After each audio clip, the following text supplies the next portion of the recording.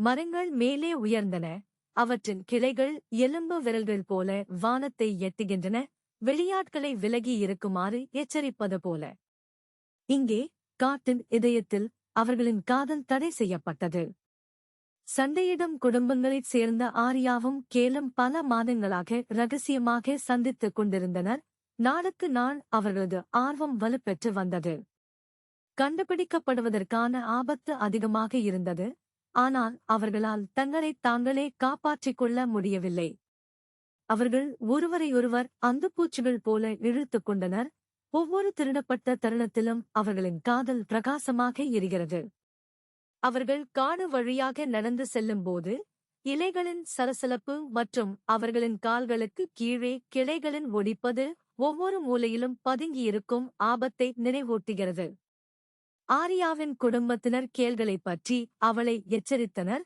அவர்கள் இரக்கமற்றவர்கள் என்றும் அவர்கள் விரும்பியதைப் பெறுவதற்கு ஒன்றும் செய்ய மாட்டார்கள் என்றும் கூறினர்.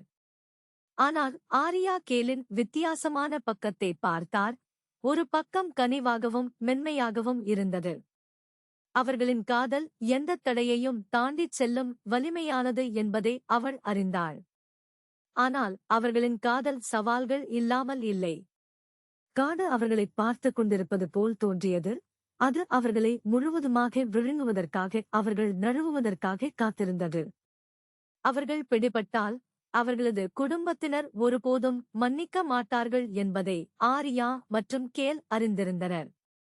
அவர்கள் ஒருவருக்கொருவர் தங்கள் அன்பிற்கும் தங்கள் குடும்பங்களுக்கு விசுவாசத்திற்கும் இடையே தேர்வு செய்ய நிர்பந்திக்கப்படுவார்கள். இந்த எண்ணம் ஆரியாவின் முதுகெலும்பில் ஒரு நடுக்கத்தை அனுப்பியது.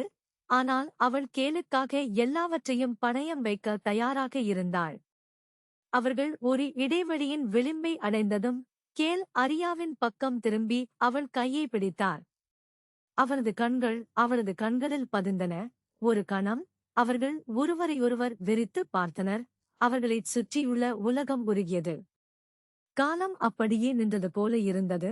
அவர்கள் பகிர்ந்து கொண்ட அன்புதான் முக்கியம். ஆனால் அவர்கள் அங்கு நின்றபோது காடு இருண்டதாகத் தோன்றியது.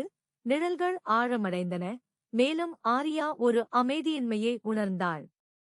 பின்னர் திடீரென்று அது தொடங்கியவுடன் எல்லாம் கருப்பாகிவிட்டது.